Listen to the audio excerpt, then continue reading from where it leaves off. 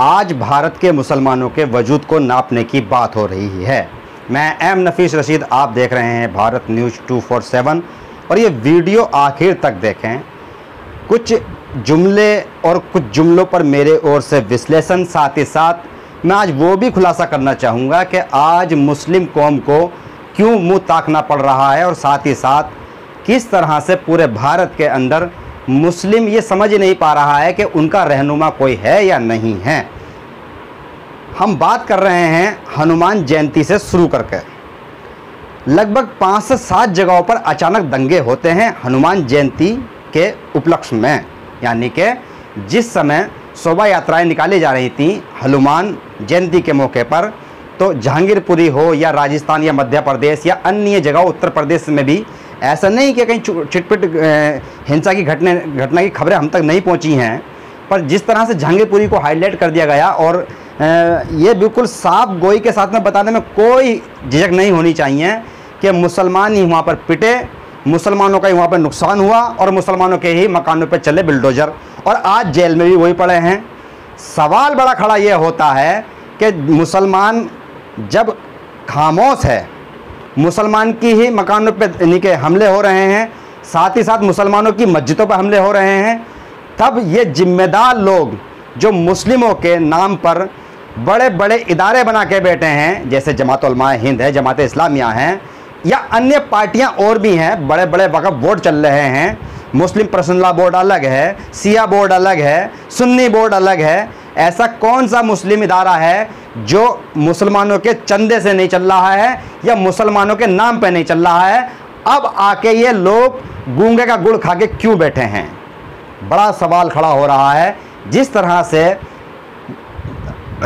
बनारस के अंदर मस्जिद पर तंज कसते हुए कहा जा रहा है, एक सीमेंट के मुजस्समे को, यानी कि जो फुआरा है उसको बताया जा रहा है कि भाई ये शिवलिंग है। कमाल हो गया है। वहाँ से बनारस से यानी कि मामला निमटा भी नहीं है, कोर्ट पहुँचा भी नहीं है और मामला ठोक दिया गया दिल्ली की जामा मस्जिद पर, मथुरा की ईदगाह पर और न जाने कहाँ की मस्जिदों के नाम गिनाने शुरू कर दिए। और सारे के सारे संगठनों के जो मौलवी हैं, जो आलिम और जिम्मेदार लोग हैं, इनके अध्यक्ष महासचिव हैं, जिनके बड़े बड़े आर्टिकल अखबारों में छपते हैं, लाखों की भीड़ इनके जलसों में इकट्ठा होती है, वो सबके सब खामोश हैं। क्यों? मेरा वीडियो बनाने का मकसद या इसके अंदर कहने का मकसद ये नहीं है कि आप दंगे करो। मुसलमान दंगे करने के लिए नहीं बना है।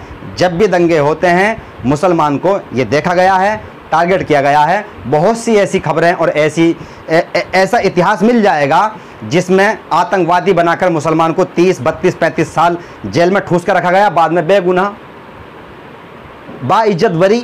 इस तरह से यानी कि बाइज्जत बरी होकर घर छूटता आदमी, उसकी ज़िंदगी पूरी बर्बाद कर दी जाती है और बाद में नतीजा क्या निकलता है?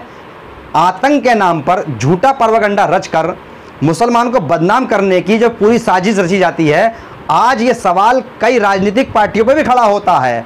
मिसाल के तौर पर पीछे 5 राज्यों के अंदर विधानसभा चुनाव हुए, उन 5 राज्यों के अंदर साफ मैं तो बीजेपी की तारीफ करूंगा यहाँ पर कि बीजेपी के किसी भी नेता ने ये नहीं कहा कि उनको मुस्लिमों का वोट चाहिए, पर बात उनके लिए की जाए जो मुसलमानों के वोट की मांग कर रहे थे। अखिलेश यादव कहाँ हैं? आज सवाल बनता है। मायावती कहाँ हैं? सवाल बनता है। इसी तरह जैन चौधरी कहाँ हैं? सवाल बनता है। बहुत सी पार्टियां जो उस समय मैदान में थीं, वो सब की सब यही कह रही थीं कि हमें वोट दे दो और शांति के साथ सरकार ले लो, यानी कि बीजेपी का गुंडा राज खत्म हो जाएगा। बीजेपी ने जो भी गुंडागर्दी कर रखी है वो सब खत्म हो जाएगी। ये नफरत फैलाने वाली पार्टी है। कुल मिलाकर ये बात तो मानने की है कि बीजेपी ने एक बार भी मुस्लिम का वोट नहीं मांगा और ना मुस्लिमों ने शायद दिया हो, पर ये ज़रूर कह सकते हैं कि हाँ 80 और 20 का फ़र्क साफ नज़र आया। सब जगह पे बीजेपी की सरकार बन गई पंजाब को छोड़कर, और मज़े के साथ में उत्तर प्रदेश के अंदर ज्ञानवापी मस्जिद कांड कर दिया गया। ये सब जानते हैं।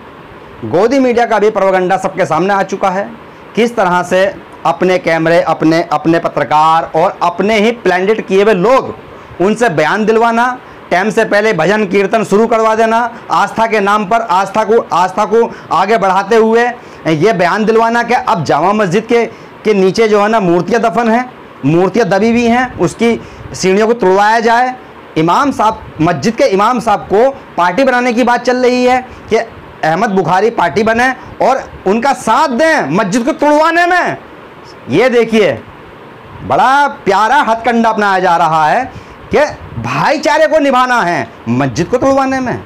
ये भाईचारा निभाया जा रहा है, जबकि सभी लोगों को, भारत के नहीं पूरी दुनिया के लोगों को मालूम है एक भी मस्जिद की ज़मीन के कागज़ अगर उठाए जाएं तो वहाँ से साफ निकल के ये सामने आएगा कि मस्जिद की ज़मीन खरीदी गई थी और इसके नाम है। मैं ये नहीं कह रहा कि किस मंदिर की ज़मीन खरीदी गई या नहीं खरीदी गई, वो मेरा मसला इस समय नहीं है।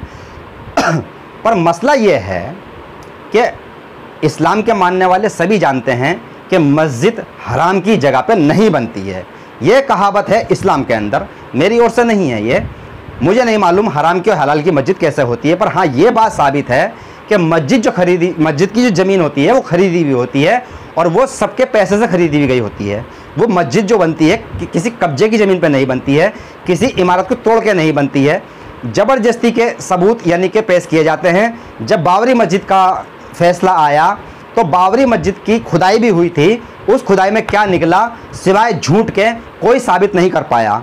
इसी तरह ज्ञान वापी मस्जिद का भी मामला बनारस का सामने देख लिया कि एक फुआरे को ही बता दिया गया कि ये तो शिवलिंग है और नंदी इसके सामने है। अरे भाई, हम बहुत से सवाल नहीं खड़ा करना चाह रहे हैं, पर आज मैं उन लोगों के ऊपर सवाल खड़ा करना चाह रहा हूं जो मुस्लिमों का वोट लेते हैं और साथ ही साथ मुस्लिमों के नाम पर इदारे चलाते हैं। वो आज इकट्ठे होकर क्यों प्रधानमंत्री नरेंद्र मोदी से बात नहीं करते हैं और क्यों सवाल नहीं करते हैं, क्यों नहीं मिलते हैं जाके कि आप प्रधानमंत्री हैं देश के और बताइए देश संविधान से चलेगा या इस तरह की गुंडागर्दी से चलेगा। और ये जवाब प्रधानमंत्री को देना होगा। और ऐसा नहीं है कि आप ये बहाना करके बच जाएंगे कि प्रधानमंत्री मिलना नहीं चाहते हैं आपसे। जब पर्सनल आपके काम होते हैं तो हमने बड़े बड़े जमातों के जिम्मेदार लोगों को प्रधानमंत्री, गृह मंत्री, अन्य मंत्रियों से मिलते हुए देखा है और बाकायदा उस प्रेस नोट जारी करने के बाद में खबर छपती है कि आज मुलाकात हुई इस फला फला मंत्री से। तो आप इन मुद्दों के लिए भी तो जा सकते हैं सरकार के पास में और बात कर सकते हैं सरकार के नुमाइंदों से कि देश संविधान से चलेगा या इसी तरह के प्रोपेगेंडे से चलेगा, झूठे सच्चे इल्जामों से चलेगा। और जिस तरह से गोदी मीडिया का ये माहौल बना हुआ है, ऐसा लग रहा है वाकई में आप अपने घर से निकल के देखिएगा कि किस तरह से मार्केटों में डर पैदा हो गया है।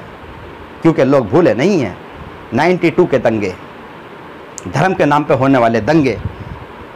92 से लेकर, हालांकि उससे पहले भी कई बार दंगे हुए हैं, पर जो दंगे 92 में हुए, बाबरी आंदोलन को लेकर, राम मंदिर आंदोलन को लेकर, उसके बाद में कितनी लाशें, कितने मकान, कितनी मार्केट जला के खाक कर दी गई और कहां कहां बड़े बड़े शहर यानी कि बर्बाद कर दिए गए, लोगों के कारोबार ख़त्म कर दिए गए थे। तो वो चोट ढंग से लोग भुला भी नहीं पाए हैं।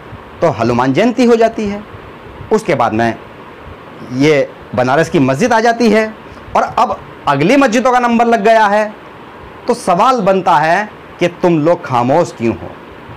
तुम प्रधानमंत्री नरेंद्र मोदी से बात करते क्यों नहीं हो? तुम्हें कौन रोक रहा है? आज मुस्लिम समाज टकटकी लगाए बैठा है और इंतज़ार कर रहा है कि उसके रहनुमा कब बात करेंगे और कब ये नफ़रत की दुकानें बंद कराएंगे।